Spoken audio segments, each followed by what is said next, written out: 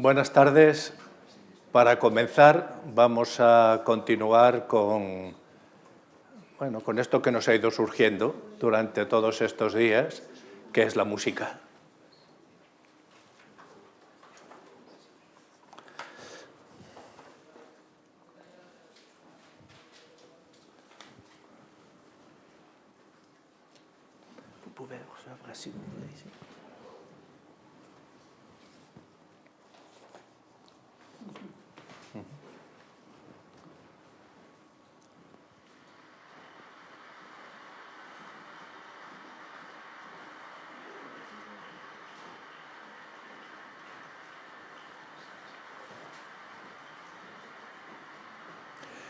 Es la obertura de la quinta de Sibelius. Escucharemos unos segundos.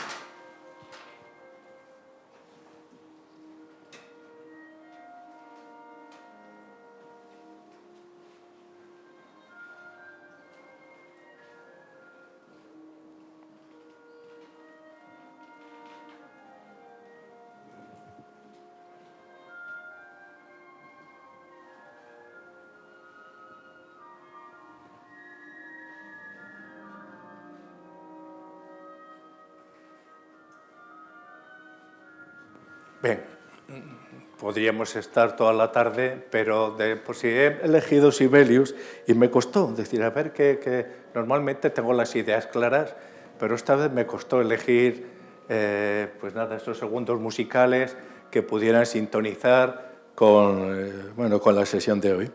Si he elegido Sibelius y he elegido esta sinfonía, es primero, yo lo considero el último clásico a Sibelius, ¿no? Lo cual no deja de ser una opinión que tendrá el valor que tenga, no es un dogma, ¿no? Pero me interesa sobre todo sus diarios cuando reflexiona sobre su música y descubre a veces que es capaz de crear una belleza que no sabe cómo. Es decir, que está poseído por un daimon, ¿no? ¿Y esta belleza de dónde surge? En el caso de la Quinta Sinfonía, podemos quitarlo ya, por favor. ¿Si quitamos la música? Sí. En el caso de la Quinta Sinfonía, cuando la está componiendo en 1915, Sibelius escribe esta entrada en su diario. Dice, por la tarde, trabajando en la sinfonía, esta importante tarea que extrañamente me encanta, y esto es lo que me interesa, como si Dios Padre hubiera arrojado piezas de un mosaico desde el suelo del cielo y me hubiera pedido que elaborara el patrón. Esa idea de que del cielo le han caído un montón de piezas y que su trabajo consiste en buscar la forma que de alguna manera unifique todo eso, pues es lo que hemos estado haciendo en el seminario desde el primer día. Ya os decía que yo tenía una tesis, la rompía en 1000 pedazos y en cada sesión veíamos alguna cosa. En este caso, además, estoy convencido que Chantal del Sol nos va a proporcionar la piedra angular que va un poco a ensamblar todos esos fragmentos que hemos estado viendo. De hecho, me parece que nuestra tarea es precisamente prolongar la filosofía en su tarea de buscar unidades allá donde se nos presentan diferencias. O si queréis, de entender la diferencia a partir de lo que tienen en común distintos seres. No sé si podríamos definir el nihilismo con el estado de ánimo que se conforma con vivir entre fragmentos. Con una inconveniente, y es que los fragmentos, si son fragmentos, siempre apuntan a algo que está más allá de ellos, ¿no? Hay, por decirlo así, una querencia hacia la unidad, hacia la completud. Y creo que en la filosofía, si hacemos filosofía, aparece tarde o temprano esta idea de buscar la completud. Como vamos a hablar de nihilismo hoy, pues quiero contaros, si me lo permitís, una historia sobre, más que el nihilismo, sobre Nihil, ¿eh? Una historia que escribió Cristóbal de Villalón en su Escolástico, un libro maravilloso, publicado en 1550. Cristóbal de Villalón, el Escolástico. Y dice lo siguiente, dice, en el monasterio de Sant Esteban, me imagino que se refiere al monasterio gallego de la Riba Sacra, había dos frailes muy ancianos y muy letrados. Uno era conocido como el maestro de Peñafiel y el otro como el maestro de León. El primero, el maestro de Peñafiel, había pasado una enfermedad y eso, pues digamos que le había alterado un poco su raciocinio. O si queréis, como dice el autor, había perdido el juicio. Bien, el caso es que una noche, porque a pesar de que haya perdido el juicio, sigues leyendo pues, los evangelios con pasión, una noche está estudiando el Evangelio de San Juan y se encuentra con este texto. En principio erat verbum, en principio en el origen, ¿no? era el logos, era la palabra, era la razón, como se quiera traducir. En principio erat verbum, et omnia per ixum facta sum, y todo fue hecho por él. Et sine ipso factum est nihil. La traducción ortodoxa es, podríamos decir que sin él no se creó nada, pero también se podría entender, como lo hace aquí este buen fraile al que la razón se le ha ido un poco, pues si decimos sine ipso factum est nihil, es decir, sin Dios se hizo la nada. Factum est nihil porque sine ipso no ha intervenido, ¿no? Bien, cuando descubre esto, que la nada está ahí y no ha sido una obra de Dios, pues le entra un nerviosismo terrible y con una ansiedad enorme, aunque es de noche, acude a la celda del maestro de León. Llama a la puerta y le cuenta pues, su preocupación enorme. Dice, oye, que está Nihil por ahí, no ha sido una creación de Dios y está haciendo fechorías. Lo que tenemos que hacer es atraparlo porque estamos aquí para atrapar a Nihil, ¿no? La nada, tenemos que atraparlo aquí porque si lo dejamos suelto, pues todos los males del mundo vienen de él. Como lo ve tan nervioso, tan angustiado, el maestro de León le contesta lo siguiente, reverendo padre, el punto desde luego que has encontrado es muy sutil, ¿eh? Hay que prestar mucha atención al Evangelio para encontrar esa interpretación, pero tienes que tener en cuenta que eso ya se le puso remedio en el Evangelio de Lucas. Y el otro se queda mirado y dice, ¿cómo se le ha puesto remedio a este Nihil que ha aparecido por ahí? Y dice, sí, mira, ¿qué se dice en el Evangelio de Lucas? Se dice, acordaros, los pescadores, San Pedro, en este caso, se dirige a Jesús y le dice, Magister, per totam noctem laborantes, hemos estado trabajando durante toda la noche, et nihil, nada, prendidimus. No pescamos nada o pescamos nada, o sea, la nada. Por lo tanto, si se pescó la nada, pues ya está acabada la historia, ¿no? Por supuesto, pues que el maestro de Peñafiel se volvió a su celda y durmió tranquilo.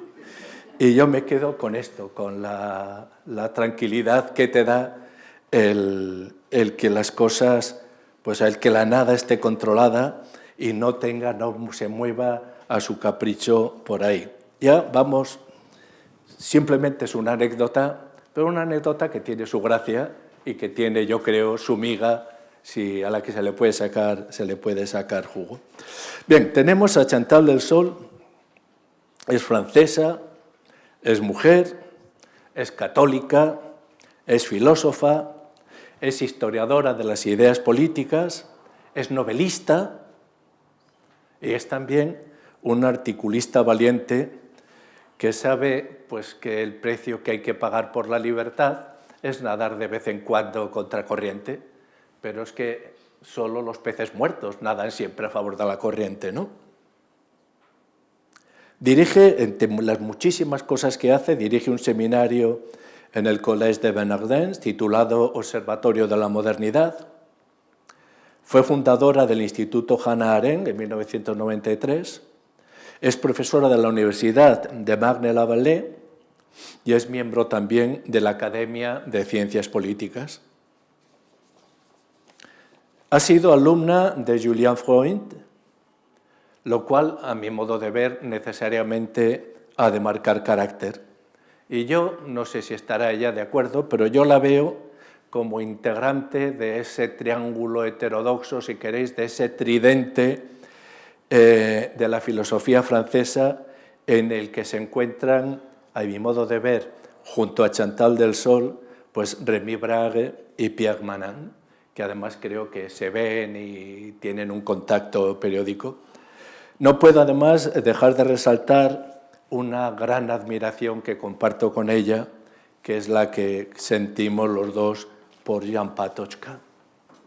Como siempre, una entrevista inicial, respuestas breves, para hacer algo así como calentamiento para después la conferencia. Chantal, ¿es la posmodernidad un totalitarismo? Ya veis, preguntas fáciles para comenzar. Non, je ne pense pas. Je réserve le mot totalitarisme pour les régimes dans lesquels on vient chercher quelqu'un à 5 heures du matin pour l'emmener au goulag sans jugement. Donc, pour moi, totalitarisme est un mot très précis et je ne dirais pas que la postmodernité est un totalitarisme. La deconstrucción ha demostrado sin duda una gran capacidad para eso, para deconstruir, pero ha mostrado capacidad de creación. Qu'est-ce que vous appelez la reconstruction? La respuesta está en su charla, lo que pasa es que intento tirarle el hilo. No hemos vivido una orgía deconstructora y no ha llegado el momento de decir... De déconstruction. Para deconstrucción. Una orgía de deconstrucción. La deconstrucción comienza, ya sabes, comienza con Heidegger y llevamos pues toda la filosofía de la sospecha. En un momento determinado dices que la filosofía de la sospecha puede tener más influencia que un campo de concentración o un gulag. En ese sentido es como te hablaba de totalitarismo y también, como te digo... Oui. Sí. Je vais en parler. De acuerdo. ¿Tiene la realidad algún derecho? Oui, bien sûr, la réalité a un droit sur nous, parce que beaucoup de choses s'imposent à nous. Par exemple, ce n'est pas nous qui créons la morale, c'est la morale qui nous crée. De acuerdo, de acuerdo. ¿Es el espíritu revolucionario una revuelta contra la realidad? Pas toujours, et il y a des révolutions contre des mauvaises réalités, et il y a des révolutions contre la réalité. Par exemple, si vous prenez, je prends la France que je connais mieux, 1789, c'est une révolution contre une mauvaise réalité, considérée comme mauvaise. 1793, c'est une révolution contre la réalité. 1917, c'est contre la réalité. 1989, c'est une révolution contre une mauvaise réalité. De acuerdo. ¿Emancipación o enraizamiento?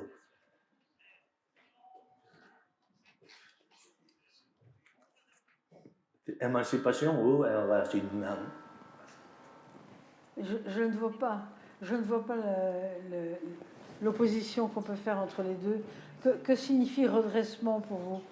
En una de vuestros artículos para Le Figaro hablas de la importancia de tener raíces y no solamente ser autónomo para ir de aquí para allá. En ese sentido hablaba de enraizamiento o emancipación, no pertenecer más que a tu propia voluntad. Oui. Pardon. Merci bien.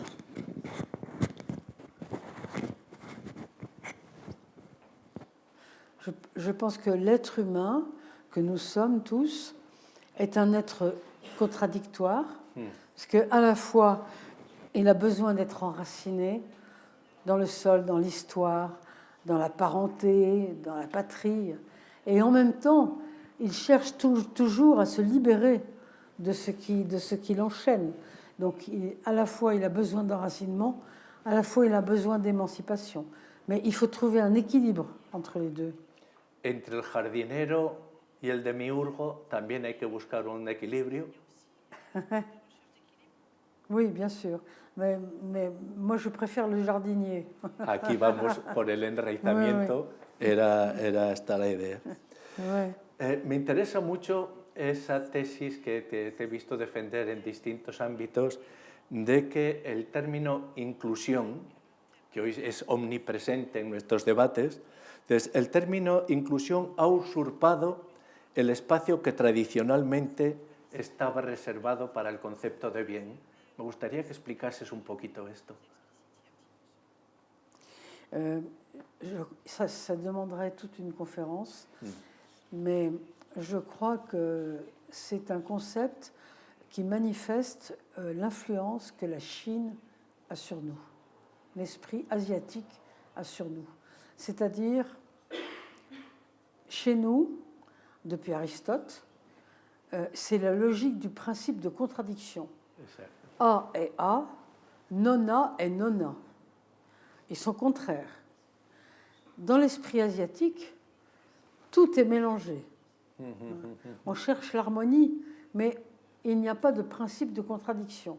Or, l'inclusion, c'est, à mon avis, l'irruption de l'esprit asiatique chez nous.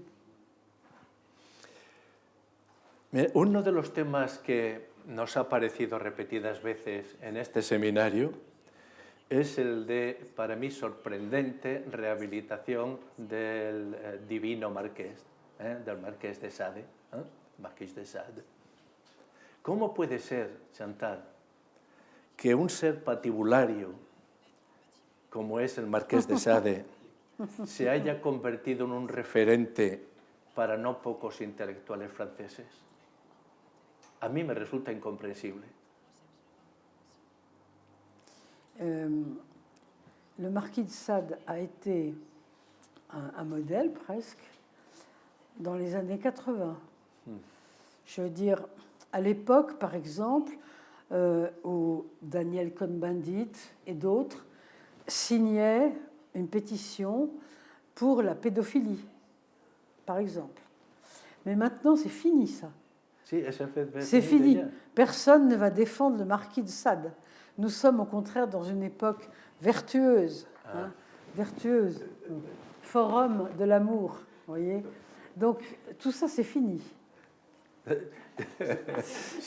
C'est une bonne nouvelle, peut-être. Oui, sauf que le forum de l'amour, c'est pas non plus une bonne affaire, parce que c'est trop. C'est trop. Perfecto.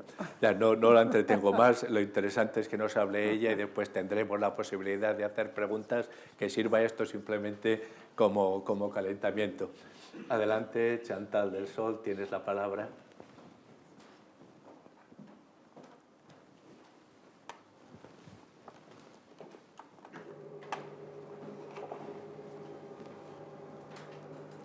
Alors, merci de me permettre de parler en français, parce que mon espagnol est très mauvais. Je n'ai pas fait assez d'efforts en langue. Comme vous allez le voir, j'ai une manière particulière de comprendre le nihilisme. Pas vraiment... et les deux amis dont vous parlez, Rémi Brague et Pierre Manant, sont des gens avec qui nous discutons tout le temps de ça. Qu'est-ce que le nihilisme? Et moi, je parle plutôt du chaos. Je vais m'expliquer. Alors, bien sûr, en Occident, il y a une volonté de profaner les limites, de profaner carrément. Et ça s'appelle nihilisme. C'est une destruction des référents intérieurs, parce que l'Europe passe son temps à avancer toujours plus loin, toujours plus loin, toujours plus loin. Alors, on pourrait croire que ce qu'on appelle le nihilisme, c'est une décadence, une civilisation qui vieillit. Mais c'est plus complexe parce que finalement, le nihilisme que nous voyons aujourd'hui à l'œuvre depuis 2 ou 3 siècles, il est né en Russie. Il n'est pas né vraiment en Europe, il est né, enfin en Europe centrale, orientale, occidentale. Il est né en Russie, notamment chez Tourgueniev, et très exactement dans le livre Père et Fils de Tourgueniev. On peut dire que la déconstruction de Chestov, qui est un fils de Tourgueniev, un enfant, cette déconstruction est la mère de la déconstruction de Derrida. Derrida est un héritier de Chestov. Très curieux. Donc, il ne s'agit pas de la décadence des Lumières, parce qu'il n'y a pas vraiment de lumière en Russie. On s'en aperçoit aujourd'hui. Les Lumières sont ailleurs. Mais une rencontre entre plusieurs excès qui sont nés de cette culture brillante, extravagante, folle, illuminée, la nôtre, notre culture des Lumières, et puis, de l'autre côté, la démesure russe. Vous comprenez ce que je veux dire quand je dis la démesure russe? C'est-à-dire que les Russes sont des gens qui font n'importe quoi, en fait. Chez nous, je veux dire, chez nous, en Occident, depuis les cyniques grecs, Diogène, vous vous souvenez, Diogène qui vivait dans son tonneau, hein, les sceptiques grecs, Démocrite, les abdéritains, les fameux abdéritains, eh bien, la déconstruction est un héritage. Un héritage. Je vous rappelle que Diogène, comme ça, qui a l'air d'un type gentil, qui habite dans son tonneau, c'est quand même quelqu'un qui dit « il faut coucher avec sa mère ». Vous voyez. Ça, c'est ce qu'on appelle la déconstruction. C'est ce qu'on peut appeler le nihilisme. Parce que, comme vous savez, la critique morale la plus importante, c'est celle qui interdit l'inceste. Or, Diogène dit l'inceste, c'est très bien. Comme notre pensée est appuyée sur la raison, elle est toujours intranquille, jamais tranquille. Elle essaye toujours d'aller plus loin. Goethe, dans Faust, écrit « Tout ce qui existe est digne d'être détruit. » D'être détruit. Lorsque Chestov, plus tard, lorsque Chestov est obligé de s'exiler et de partir en Suisse, pour des raisons politiques, il arrive chez sa sœur en Suisse, dans une maison suisse, très propre, toujours en Suisse. Et la première chose qu'il dit à sa sœur, c'est « Oh, comme c'est propre ici, il serait bon d'y jeter une bombe. » Voilà. Si vous voulez, tout mérite d'être détruit. Alors, si on cherche le lieu où le nihilisme est le mieux expliqué, on peut aller lire ce livre qui s'appelle « Les carnets du sous-sol » de Dostoïevski, où vous avez la conceptualisation la plus complexe, la plus importante, de ce type qui s'appelle l'homme superflu, l'homme de trop dans la littérature russe. C'est une entreprise de profanation des valeurs, c'est-à-dire déconstruction de l'éthique complètement et de l'esthétique au nom du nihilisme. Donc, c'est une sorte de généalogie du nihilisme russe qui montre un homme complètement détaché de la morale.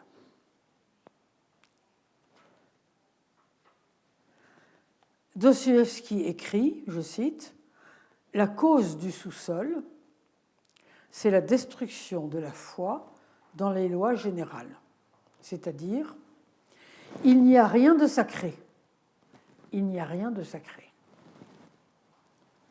Alors, pour Dostoïevski, cet homme superflu est un agité, un sceptique, qui n'a foi en rien, il ne croit en rien.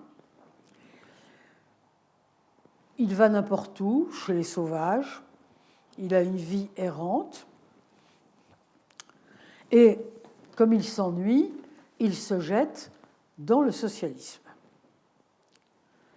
On retrouve cette idée absolument partout, dans toute la littérature russe de l'époque, chez Tolstoï, à travers, par exemple, La mort d'Ivan Ilitch, mais dans bien d'autres textes, chez Pouchkine, bien sûr chez Dostoïevski, à peu près partout. On retrouve ce vagabond russe, complètement déraciné. Dostoïevski écrit « L'homme russe, c'est un nihiliste de village. » Un nihiliste de village.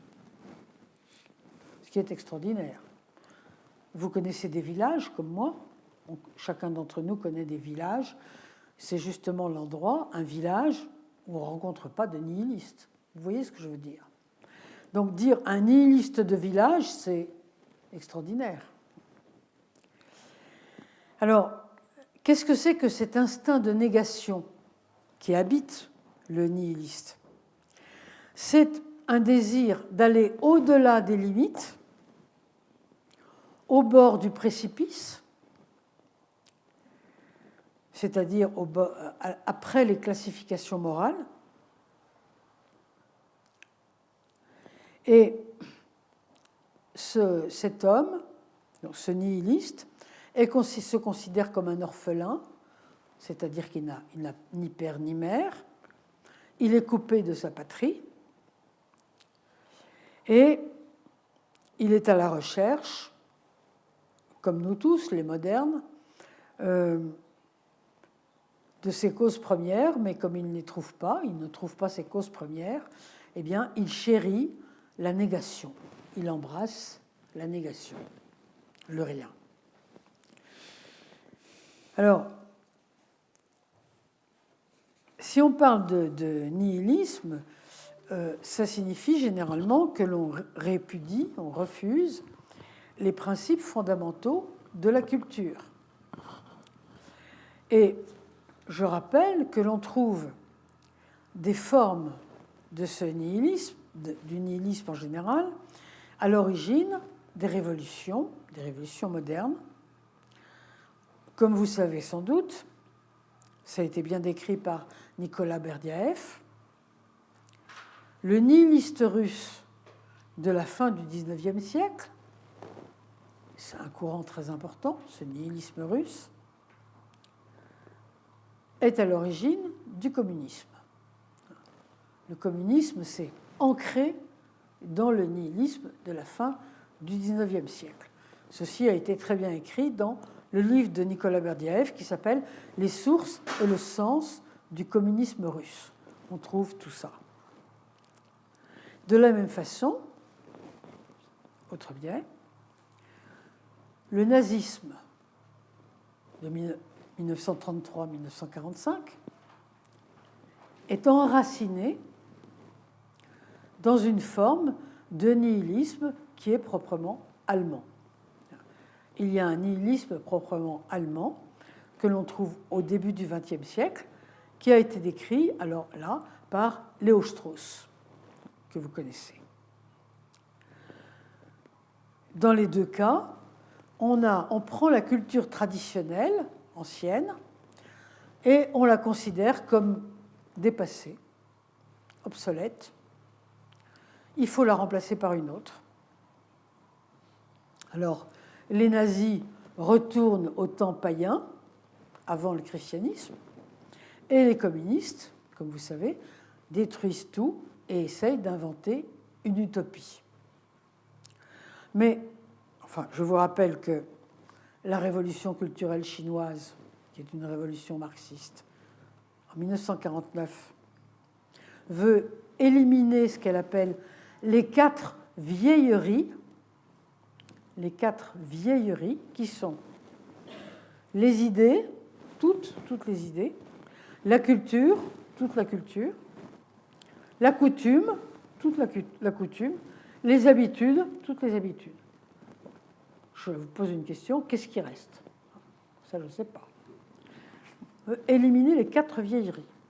Mais je vous rappelle quand même, parce qu'il faut essayer d'être le plus honnête possible, que cette suppression, cette répudiation de tout le passé a été, au deuxième siècle de notre ère, le fait des chrétiens. C'est-à-dire que lorsque les chrétiens sont arrivés, se sont développés à partir du IIe siècle, ils ont commencé par abolir tout ce qui existait pour pouvoir remplacer.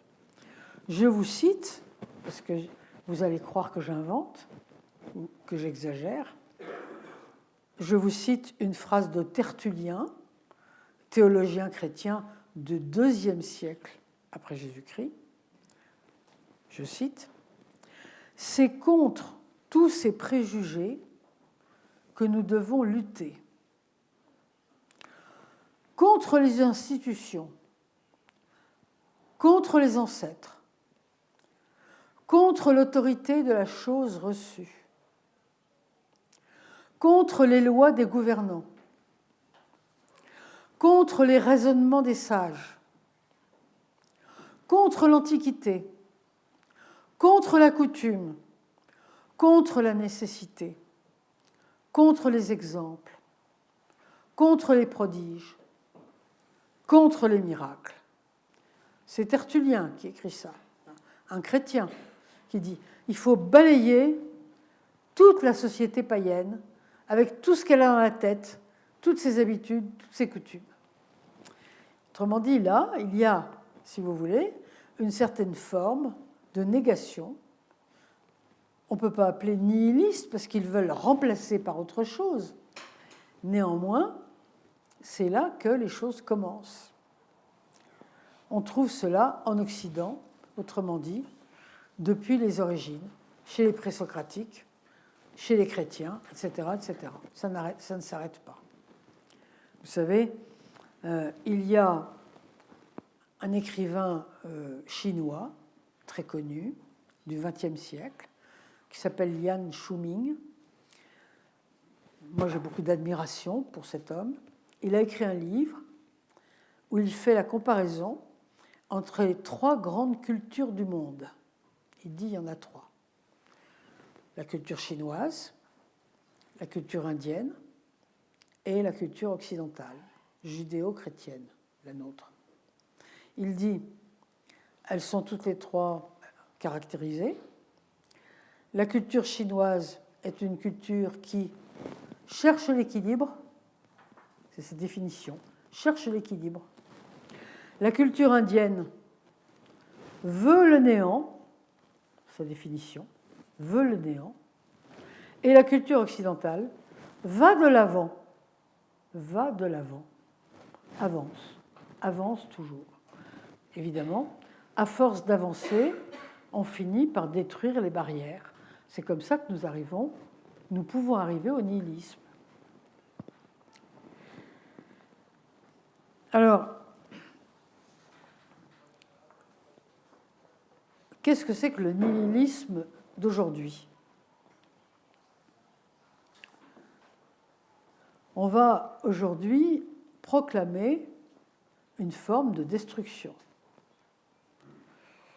Je vous donne quelques exemples. Le peintre Jean Dubuffet encourage la création de gymnases nihilistes pour déconditionner les gens, décaper la machinerie de l'esprit. On est toujours dans la négation de tout. Il s'agit de savoir ce que nous sommes capables de faire, ce que nous serions capables de faire lorsque tous les interdits sont tombés, lorsque tout est possible, tout est permis. Car après tout, nous ne connaissons pas nos vraies limites, puisque beaucoup de choses nous sont interdites. C'est pourquoi on va tout essayer. Je vous donne un exemple. On nous a dit pendant des siècles et des siècles, juste après que la démocratie s'est mise en place, comme vous savez, au XVIIIe siècle aux États-Unis, on nous a dit « Oh, il est impossible de donner aux femmes le droit de vote, puisqu'elles sont incapables, elles ne peuvent pas raisonner. » Maintenant, nous avons l'impression d'avoir été trompés. Et dès lors, nous pensons, puisque des choses comme ça ont été possibles, alors qu'on nous a dit pendant des siècles que c'était impossible, après tout, tout est possible. Donc, nous pouvons changer un homme en femme, une femme en homme, etc. Ça s'appelle défier le destin. C'est ainsi que nous essayons de détruire pour prouver que nous existons. C'est ce que fait un auteur, par exemple, comme Gunther Anders, qui est très très fort là-dessus. Comme vous savez, Gunther Anders, c'est le premier mari de Hannah Arendt. C'est-à-dire qu'on pourrait refondre l'être humain, sortir de ce qu'on appelle nature humaine, dire il n'y a pas de nature humaine,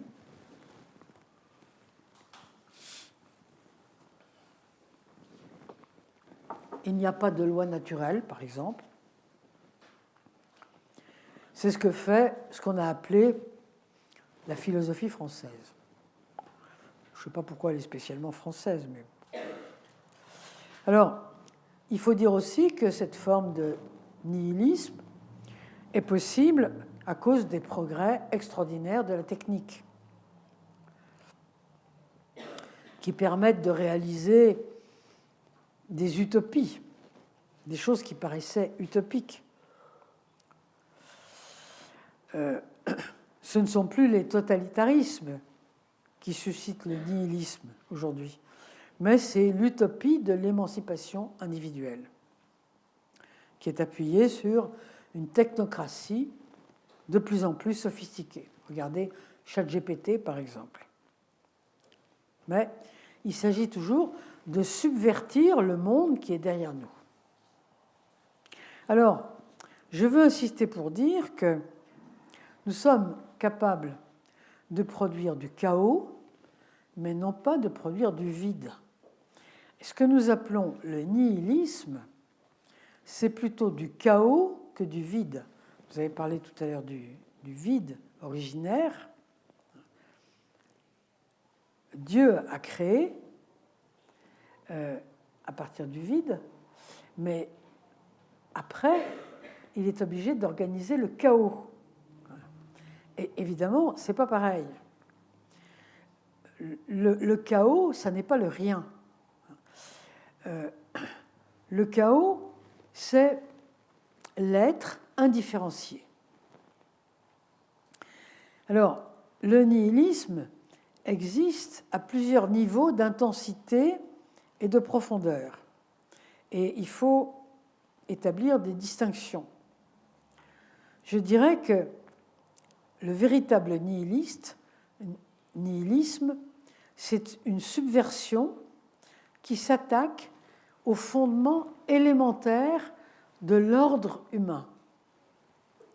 Ce n'est pas quelque chose qui crée du rien, du vide, ce n'est pas possible.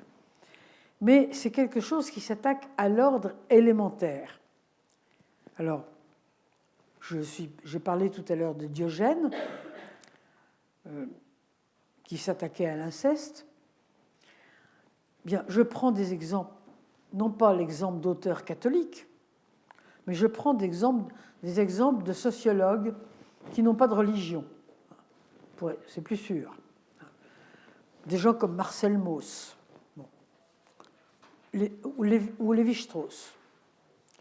Lorsqu'ils parlent, par exemple, de l'interdiction de l'inceste, ils appellent ça le roc. Le roc. C'est-à-dire un fondement anthropologique sans lequel on ne peut rien. Et il y a un certain nombre de choses comme ça. Ça avait été bien étudié par un auteur italien absolument extraordinaire que vous connaissez, qui s'appelle Jean-Baptiste Vico, et qui avait dit il y a des structures fondamentales à partir desquelles les humains sont obligés de vivre. Il y a la différence des sexes, il y a le mariage ou le contrat, ça peut être toutes sortes de choses, pas forcément un mariage catholique, un contrat pour fonder une famille. Et puis il y a le rite des funérailles, le rite de la mort. Parce qu'un humain ne laisse pas un autre humain, comme ça, mourir comme ça, comme un animal. Alors, il y a un certain nombre de choses comme ça qui sont un ordre dont on a besoin pour vivre. Les chrétiens ont appelé cet ordre la loi naturelle. Pourquoi pas? Aujourd'hui, nous ne savons plus s'il existe une loi naturelle. Mais il existe quand même des socles, des rocs, qui étaient ceux qui avaient été décrits par Vico et qui aujourd'hui sont encore décrits par Mauss.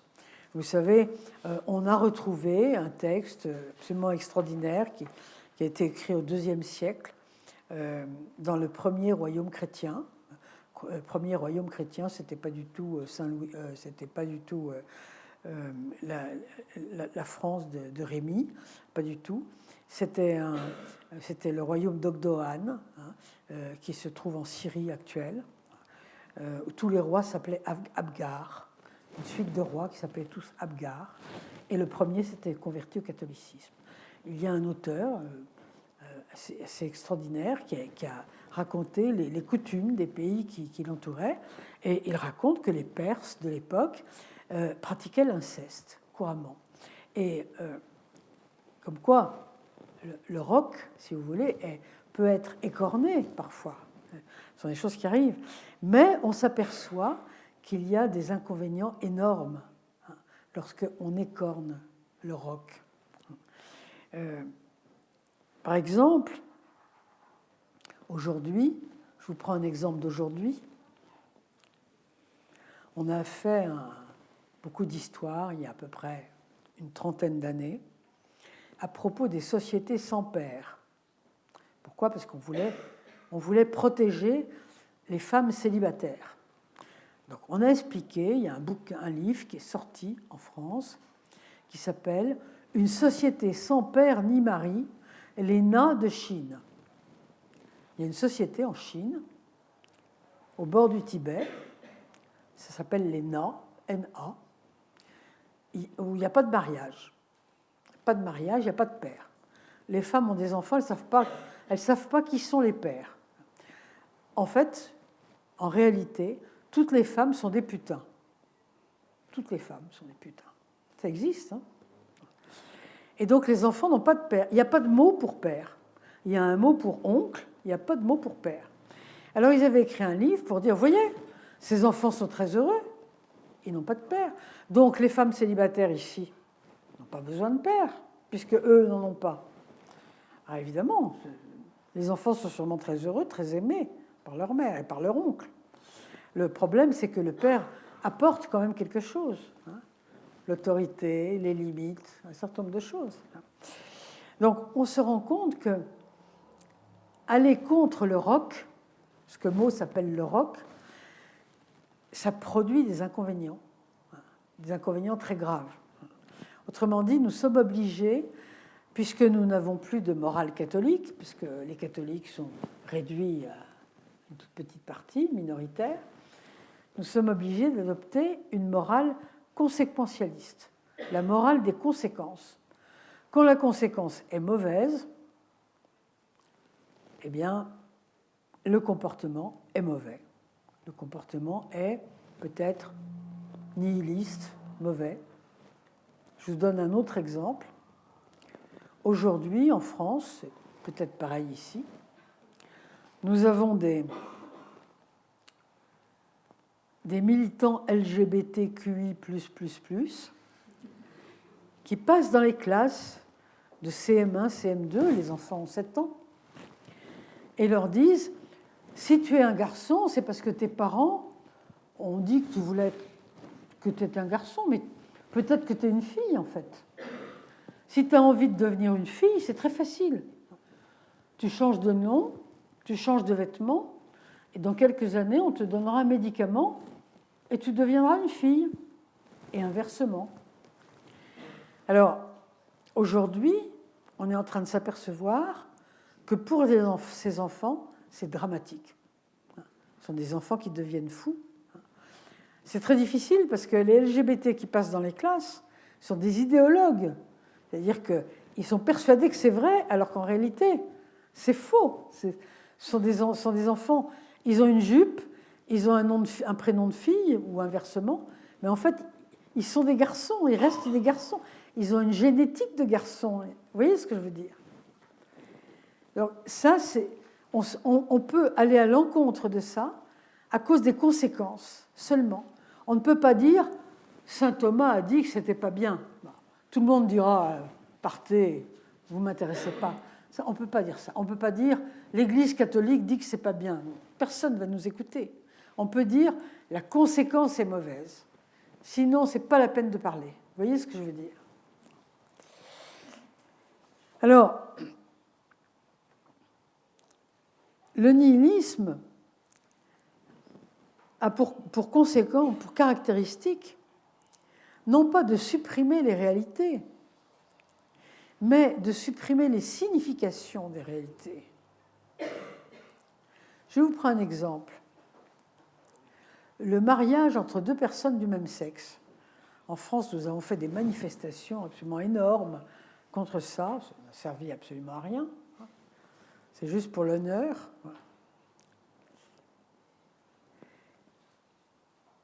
Il s'agissait là de supprimer le symbolisme du mariage. Non pas le mariage, mais le symbole du mariage. Parce que sinon, on aurait pu organiser un contrat entre deux personnes du même sexe. Pourquoi pas? Personne n'est contre.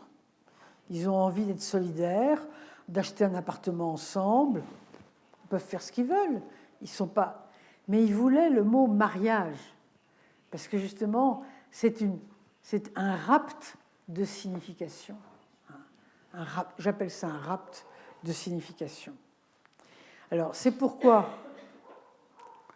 je vous ai fait passer, je ne vous le lis pas parce que ça prendrait trop de temps, mais je vous ai fait passer un texte de Bonnefoy qui est exactement ça, où il raconte, il dit que c'est un roman policier au début, l'histoire d'un rapt de signification. C'est-à-dire ce sont des êtres qui viennent dans une ville et qui prennent le sens des choses. Pas les choses, le sens des choses. C'est très intéressant. Alors je vous laisse le lire, je ne le lis pas parce que ce qui est extraordinaire, c'est que ce sont des créatures qui ne sèment pas la mort, qui ne tuent pas les gens, qui ne tuent pas les choses, mais qui altère les lieux, qui abîme les lieux, qui prive le monde de sa figure, qui défigure le monde. Alors, ce qui manque ici, ce sont les significations. Et en réalité, c'est bien ça qui manque lorsque advient quelque chose comme le nihilisme.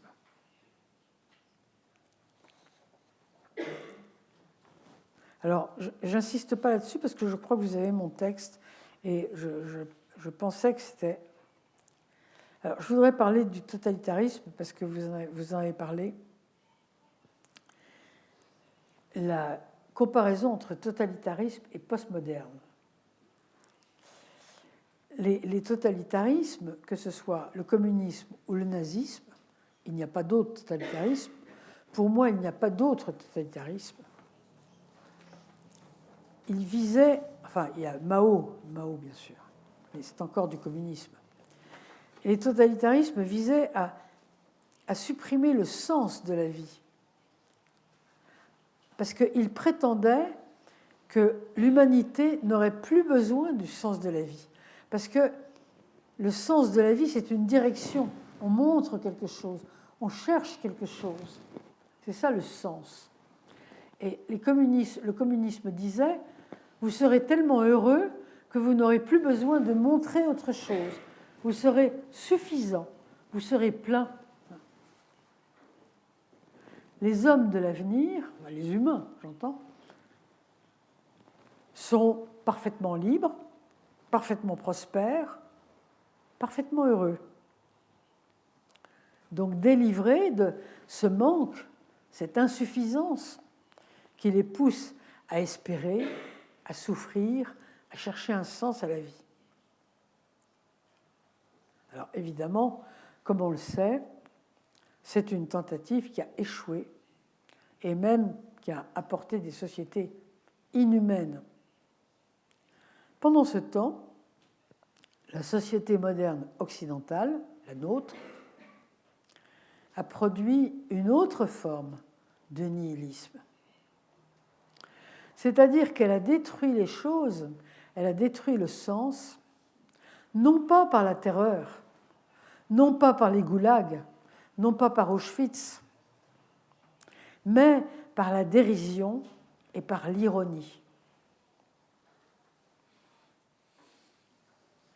Et la dérision et l'ironie, je crois qu'elles sont plus fortes que les goulags. La preuve,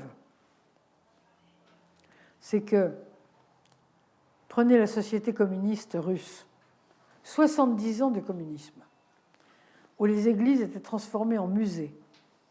Vous vous rendez compte ? 70 ans. Eh bien, après la chute du mur de Berlin, les églises sont revenues comme avant. Les orthodoxes se réunissent dans les églises comme avant. Tandis que chez nous, en Occident, où c'est la dérision qui a attaqué l'Église, eh bien, dans un endroit comme Montréal, je prends l'exemple de Montréal parce que j'y étais récemment, chaque semaine, en ce moment à Montréal, chaque semaine, on ferme une église pour la transformer en musée ou en piscine ou en je ne sais quoi. Autrement dit, l'ironie, ça marche bien. Et il en sort des sociétés qui sont décrites par Patočka, qui s'ennuient, qui n'ont pas de sens à leur vie. Elles sont probablement économiquement riches, mais elles sont affamées de signification.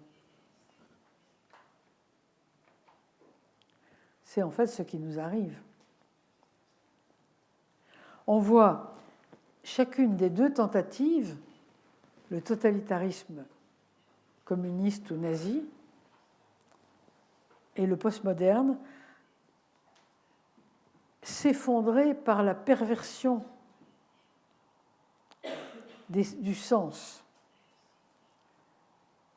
La première, le totalitarisme, s'effondre dans la course à la puissance, que ce soit le nazisme ou le communisme, et nous, dans un silence étouffé d'une vie sans enjeu, sans signification. On s'aperçoit qu'effectivement, nous sommes beaucoup plus efficaces que la Lubyanka. Ce qui ne veut pas dire qu'il faut regretter la Lubyanka, parce que la Lubyanka, c'est quelque chose de terrible. Vous voyez, une société peut mettre en cause ses institutions, ses lois, ses traditions, le sens qu'elle confère à l'existence. Mais elle ne peut pas mettre en cause la nécessité d'un sens. Il faut qu'elle ait un sens. Il faut qu'elle porte des espérances. Il faut qu'elle espère quelque chose. C'est pourquoi nos sociétés qui ont abandonné leur religion, je parle de nos sociétés de l'Ouest, elles sont en train de recréer des religions païennes. Peut-être les gens ne vont plus à l'église, mais ils embrassent les arbres. Ils embrassent les arbres. Ils vont voir les voyantes.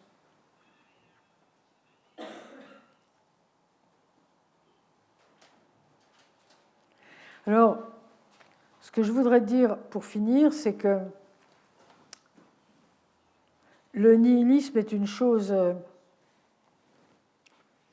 finalement assez difficile à faire tenir. C'est quelque chose qui ne dure pas. Parce que, bien sûr, c'est un excès, un débordement. On peut penser à deux choses, la guerre ou la fête.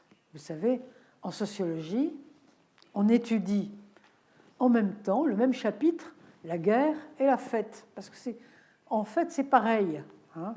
On dépense tout, on oublie toutes les lois des hommes et les lois des dieux. Autrement dit, dans tous les cas, on travaille pour le présent et on oublie l'avenir, pour des raisons différentes. Or, ce genre de moment extraordinaire ne peut pas durer, pour plusieurs raisons. D'abord parce que c'est un moment qui avale tout et qui provoque un sentiment de dégoût.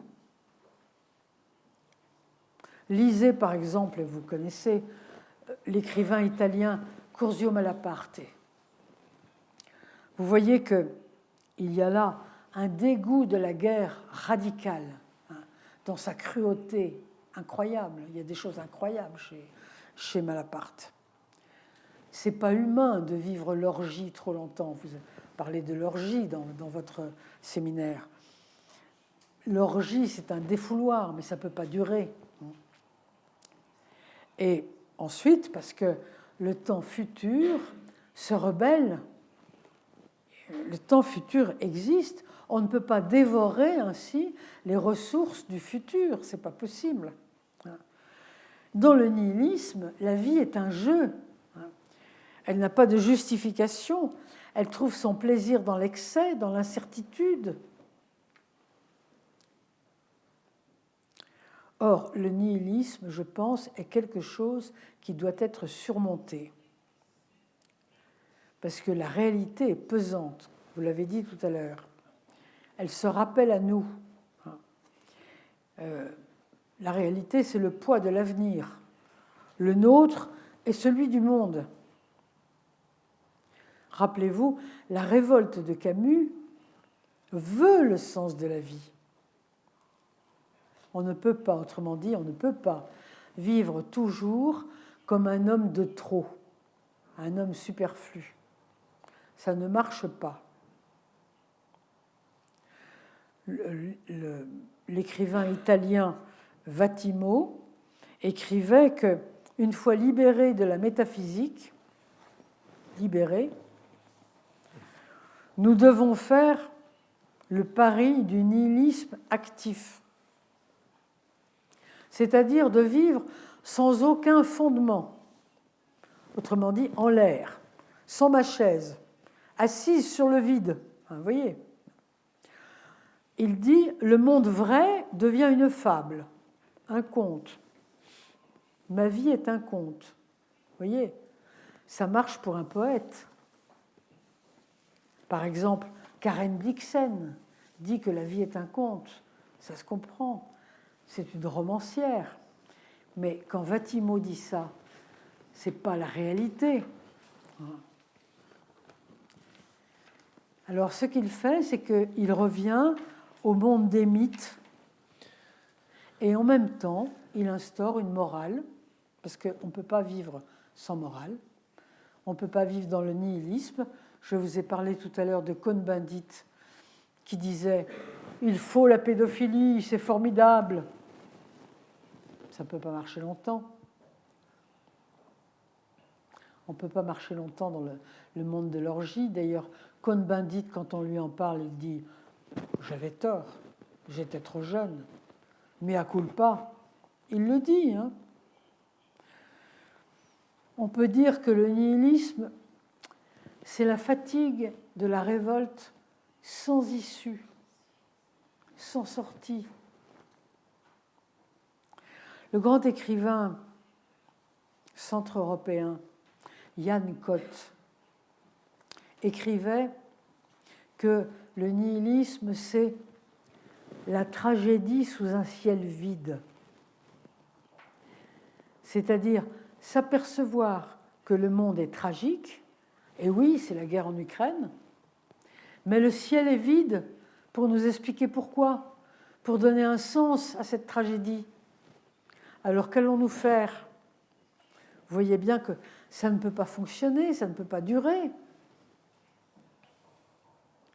Autrement dit, ce que je crois, c'est que les limites se rappellent à nous de façon naturelle, parce qu'elles sont exigeantes. Si vous reprenez l'exemple du petit garçon qu'on pourrait transformer en petite fille, vous vous apercevez qu'aujourd'hui, et je suis très impliquée là-dedans, parce que je suis personnellement affolée à l'idée que mes petits-enfants pourraient tomber dans ce genre de panneau. Vous voyez ce que je veux dire ? Donc je connais bien les tenants et aboutissants de cette histoire. Vous vous apercevez qu'aujourd'hui, les pays européens, l'un après l'autre, la Suède, puis le Danemark, puis la Hollande, puis l'Angleterre, sont en train de dire « Ah, basta, on arrête ça. C'est affolant ce que vous faites. On ne peut plus faire ça. » Si bien que les LGBTQI++ sont obligés de faire des manifestations pour le droit des enfants. Ce qu'ils ont fait hier à Reims, en disant « Les enfants ont bien le droit de devenir qui ils veulent, etc. » Ils sont affolés parce qu'ils voient qu'ils sont contrés. Autrement dit, les limites se rappellent à nous. Ça, j'y crois beaucoup, parce que là, ce sont des vraies limites.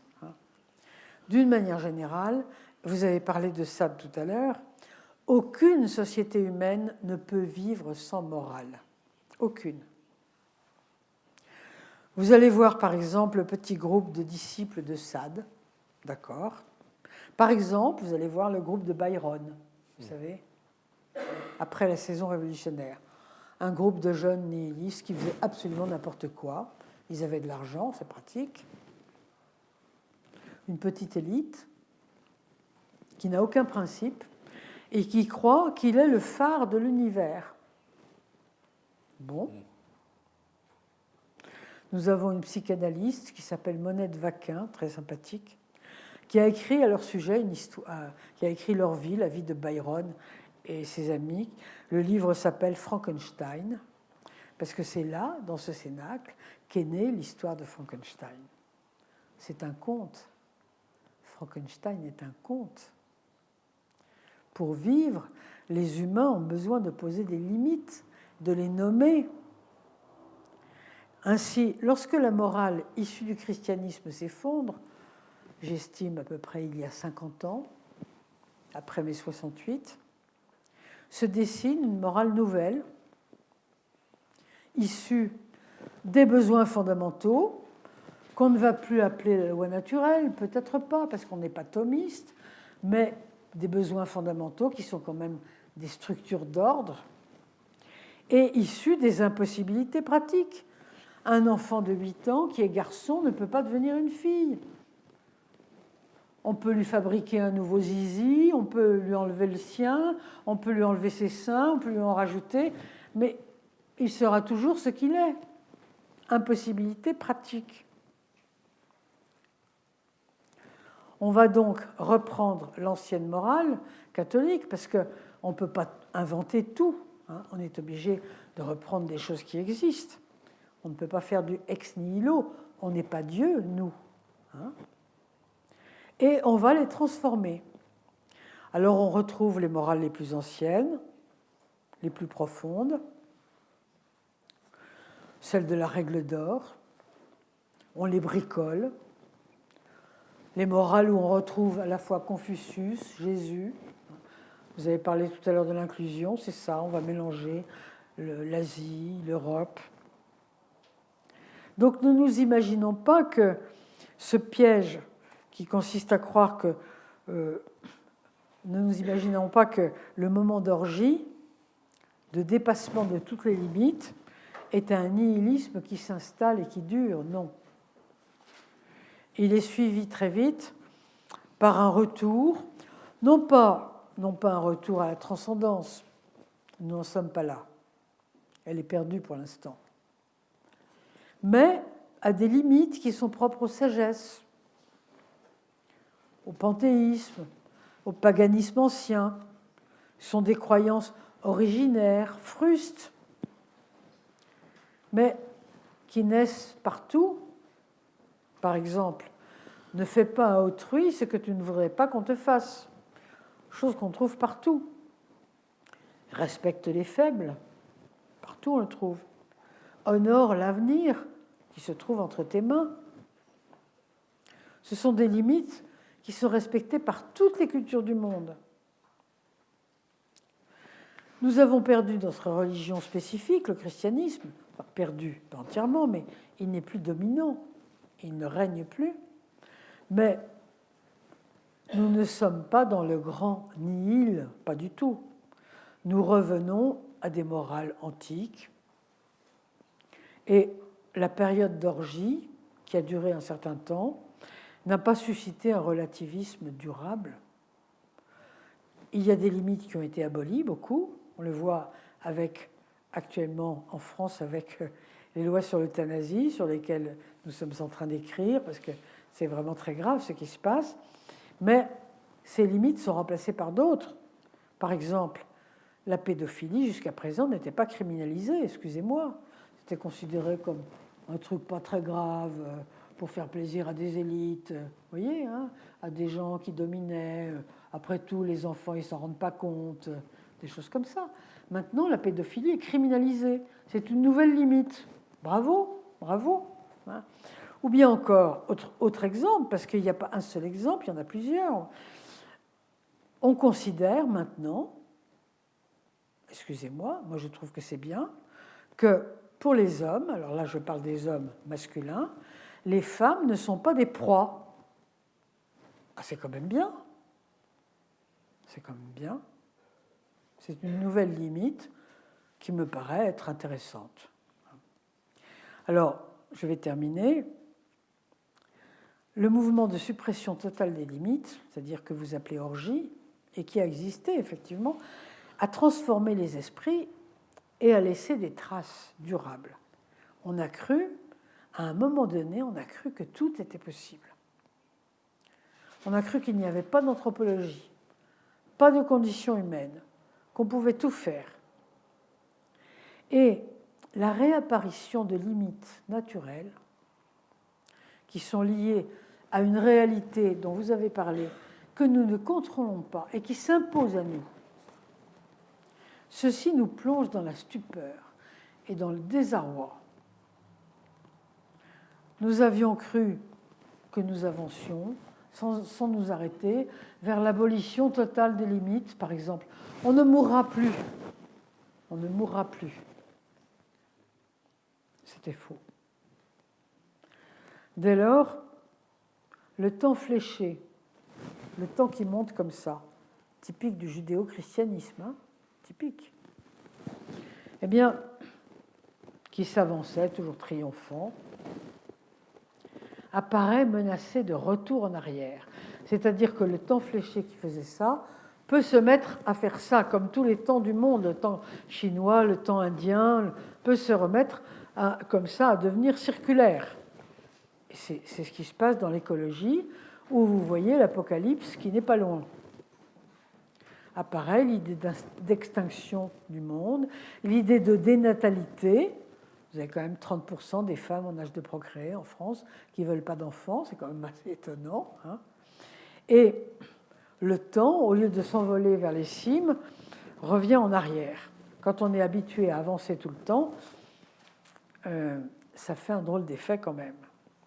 Dans ces sociétés qui sont déçues du progrès, apparaît parfois un enthousiasme pour la destruction.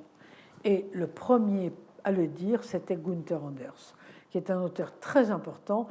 Et si vous ne le connaissez pas, je vous conseille vraiment de le lire parce que c'est un fou. Moi, je pense que c'est un fou absolu. Et je comprends que Hannah Arendt ne soit pas restée longtemps avec lui parce qu'elle serait devenue folle elle aussi. C'est ce que je pense. Alors qu'elle n'était pas folle. Lui, c'est un fou, mais c'est un type génial, hein, vraiment. Et il a vu les choses avant tout le monde, et il a écrit, c'est véritablement un prophète. Alors, évidemment, nous avons un monde qui se défait à cause de ça. Et ça, c'est le thème permanent de l'écologie. Je crois que l'écologie, c'est quelque chose de très important, et c'est pour ça que réapparaissent, pour faire face à ces idées qui sont effrayantes, réapparaissent les sagesses asiatiques, hein, qui ne misent pas sur le progrès, temps fléché, qui ne misent pas sur l'apocalypse, mais qui visent à accepter le temps tel qu'il va, sans lui prêter aucune idée, aucun sens. Autrement dit, après l'orgie, c'est une sorte de moment de suspension, hein, d'expectative, de scepticisme général. Vous savez que Gramsci, dans son cahier de prison numéro 3, tellement célèbre, écrivait que la mort des idéologies, la mort des croyances, nous fait entrer dans un monde de scepticisme général. Il appelait ça un interrègne dans lequel on observe les phénomènes morbides les plus variés. Voilà, je vous remercie. Muchas gracias.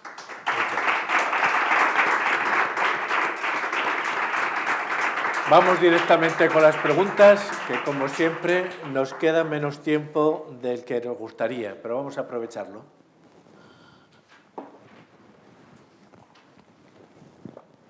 Comenzamos.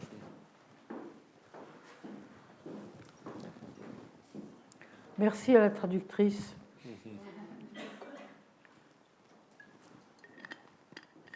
Bon, merci beaucoup. Bueno, querría hacer mención a tres pensadores porque me han venido a la cabeza cuando ha hecho su discurso. El primero de ellos es Hilaire Belloc, que en 1920 escribió un ensayo que se llama Europa y la fe, y que su tesis es que si en Europa desaparece la fe, dejará de ser Europa, dejará de ser Occidente y será otra cosa, ¿no? Otro pensador es Christopher Dawson, de la Universidad de Oxford, que sostenía, él era un metahistoriador, ¿no? La historia más allá de la historia, ¿no? Por así decirlo, y decía que si la moral cristiana acaba desapareciendo en Occidente, será sustituida por otra moral, que yo creo que ha sido parte de su tesis y que es lo que estamos inmersos hoy en día. Y por último, y aquí va la pregunta que quiero hacerle, hace unas semanas Fabrice Ayach estuvo aquí en Madrid y hizo un discurso relacionado con la vida y dijo que en Occidente padecemos de una falta de vigor por vivir, de una falta de deseo de vivir, de arriesgar la vida. citó a Solzhenitsyn, por ejemplo, diciendo en los años 70 que se dio cuenta de que en Occidente no había una valentía, ¿no? No había un coraje, ¿no? por vivir, ¿no? ¿Cree que es posible en Occidente volver a recuperar ese espíritu, ese ánimo por vivir, por arriesgar, ¿no? No por encerrarnos en nosotros mismos? Gracias.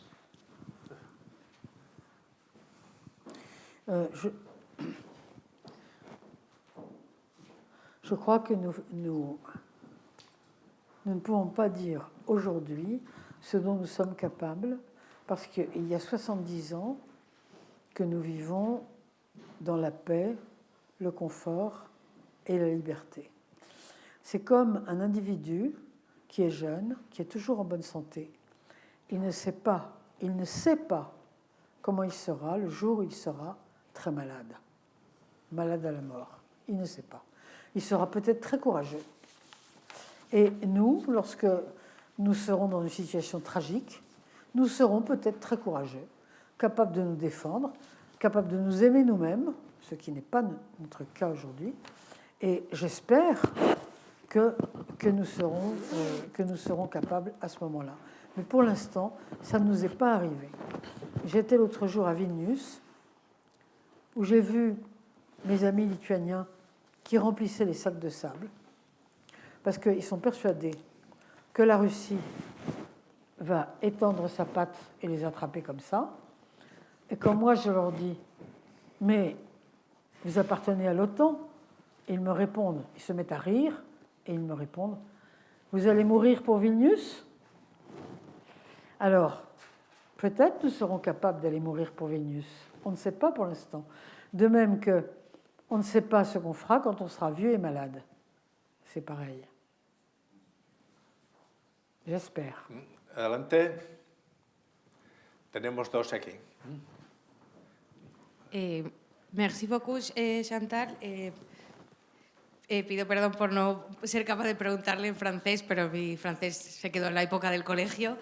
Bueno, me ha parecido una charla fantástica, pero a mí hay algo que me ha despertado y no he podido resistir en preguntarle, y es, pues en este concepto del que habla usted, ¿no? de esta época como después de la Argiga, ¿no? después de esa destrucción de los límites, y como ahora pues parece que intentan resurgir, ¿no? esas antiguas morales, ¿no? esa frase que usted ha dicho, pues no trates a los demás como no te gustaría que te trataran a ti, respeta a los más débiles, ¿no? Como ese intento, ¿no? esa vuelta de intentar reconstruir, pues como eso ha dicho, ¿no? lo que usted ha dicho, pues que la cultura de la ideología de género, ¿no? hay países que ya se están retractando, ¿no? y están viendo de lo perjudicial que puede ser. Sin embargo, hay algo que parece que se queda, ¿no? y parece que no acaba, que en mi opinión que no hay, para mí esto es una reflexión totalmente personal, no hay mayor consecuencia del nihilismo que esta, que es el concepto del aborto y la defensa del aborto.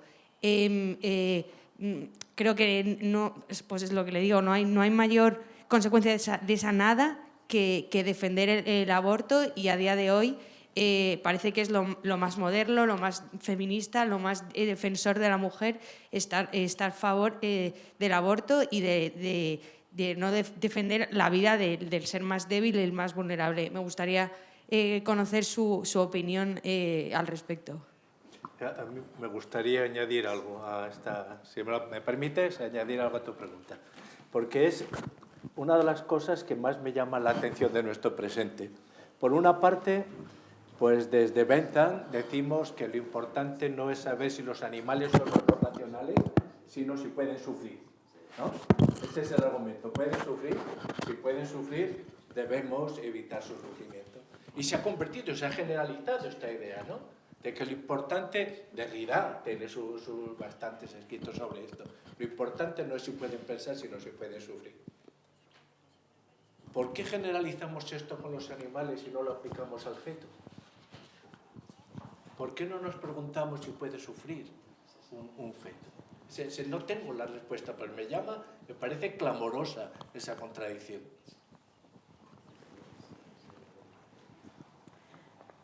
Parce que je réponds d'abord à la question. Parce qu'il n'y a pas de raisonnement logique là-dedans. Il n'y a pas de raisonnement sur la substance, c'est simplement ma propre volonté. Donc, lorsque ma propre volonté considère que l'enfant est de trop, je le supprime. Si l'animal est de trop, je vais le supprimer aussi. Je ne vais pas m'encombrer d'un animal qui me gêne. C'est tout. C'est juste, c'est ma volonté qui prime. Il n'y a pas de principe supérieur, il n'y a pas de principe hétéronome au-dessus de moi. Il n'y a que mon autonomie qui compte. Alors, je ne sais pas si je réponds bien à votre question. En ce qui concerne l'IVG, ce qui se passe avec l'IVG, c'est que nous sommes en train de redevenir païens. Je dis païens parce que je ne trouve pas d'autre mot. Je veux dire pré-chrétiens, disons païens.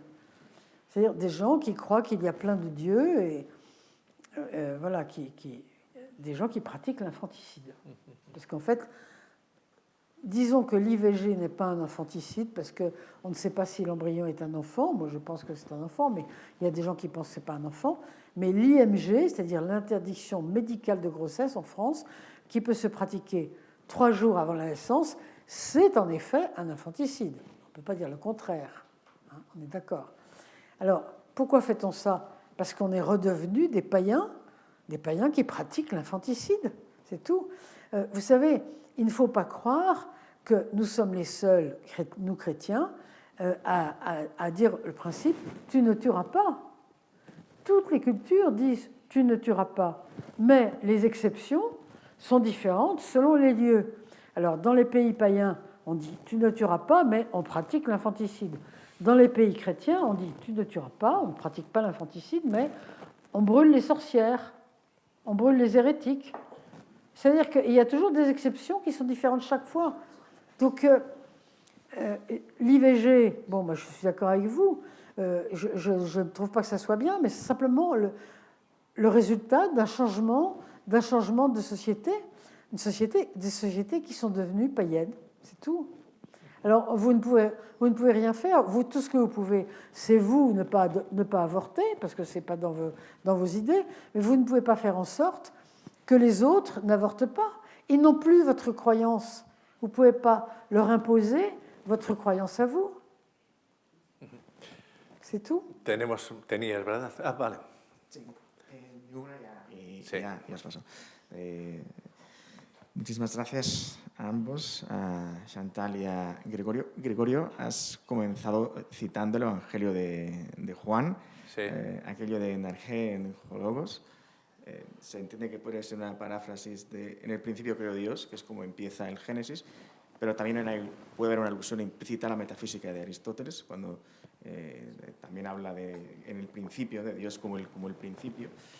Y me llama la atención porque es una contraposición, y aquí enlazo con lo que ha dicho Chantal, a una perspectiva que es distinta, ¿no? Es decir, o en el principio está la palabra, hay una palabra creadora que pone orden y que da normas, o entendemos que lo que hay en el principio, como decía Hesíodo, es el caos.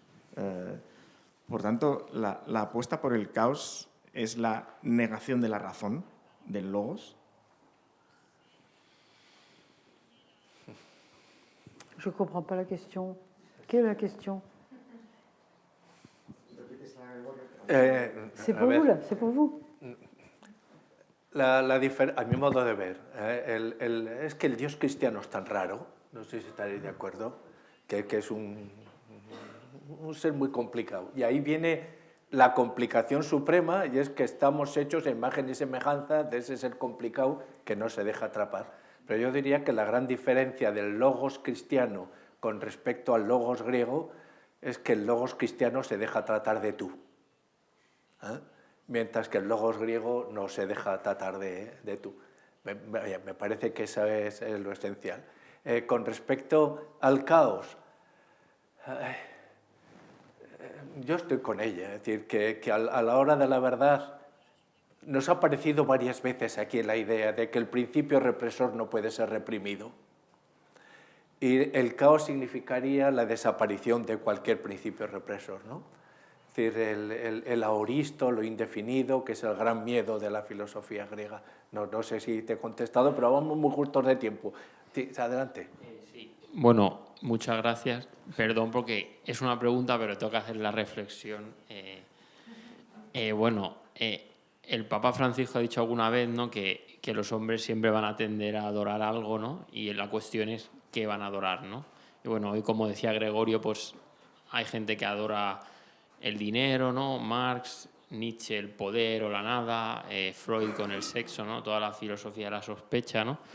Y si estamos de acuerdo en esta proposición de que tenemos sed de significado y que vamos a tender a buscarlo y a necesitarlo, ¿no? La pregunta es un poco más propositiva o de cara al futuro. ¿Dónde debemos centrar los esfuerzos si queremos destruir, digamos, esta cultura de la destrucción nihilista que han impuesto a la sociedad? ¿Tenemos que destruir estas ideas y demostrar a lo que llevan y, digamos, ir contra esa falta de significado y esos significados incorrectos de la realidad? ¿O debemos, en una cultura que no entiende que exista la verdad, la realidad, centrarnos en reconstruir en reconstruir el significado real de la realidad, de la verdad, del bien, de la belleza? Bueno, no sé. Sí, pero la pregunta es exactamente ¿dónde, Sí, cómo deconstruimos la deconstrucción? ¿Qué es más urgente, qué es más prioritario? Vale. Sí, Sí. digamos, destruir Díselo. la destrucción o reconstruir la realidad, ¿no? Vous avez raison de dire au début que lorsqu'on n'a plus aucune croyance ni idéologie, c'est arrivé pendant les 30 Glorieuses, on tombe amoureux de sa voiture ou de son canapé. Donc on devient matérialiste. Alors, qu'est-ce qu'il faut qu'on fasse? Je pense qu'il faut surtout qu'on arrête de faire des discours. Parce que c'est ça qui nous a tués. Il faut qu'on vive comme des témoins du Christ.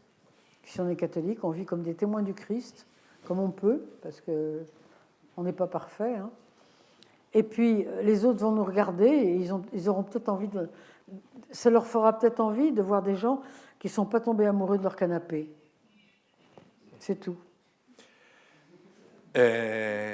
Última pregunta, te la hago yo, si no te importa. Estoy muy equivocado si creo que Pierre Manent te hubiese contestado a la conferencia de hoy algo de este tipo, demasiado optimista. Qui donc? Pierre Manent. Pierre Manent. Ah oui, oui, Pierre Manent. Te hubiera dicho demasiado optimista, Chantal. Contrairement à Fabrice, effectivement, Pierre est un pessimiste. Alors, tout le temps. Je ne sais pas pourquoi. On est tout le temps en train de se disputer pour ça. Il voit tout, je trouve qu'il voit tout en noir. Alors, il pense que les choses sont détruites, qu'elles sont finies. Alors, je lui dis, c'est parce que vous et moi, nous sommes vieux. Et donc, quand on est vieux, on croit que le monde entier est vieux. Comme on sait qu'on va disparaître, on se dit, tout va disparaître. Et puis, tant mieux, en fait, parce que, en fait, inconsciemment, on se dit, il vaut mieux que rien ne nous survive. Ou si vous préférez, quand on est jeune, on croit, on ne se rend pas compte, on ne voit pas que le monde est éternellement vieux. Et quand on est vieux, on ne voit pas que le monde est éternellement jeune. Vous voyez? C'est là que tient notre querelle avec Pierre. Perfecto. Señores, encantado, un placer, un aplauso y recordad que el martes que viene terminamos el ciclo con una catábasis, un descenso de la metafísica a la economía, pero la economía no deja de ser pues el orden de la casa, ¿no? Oikos nomos. Gracias.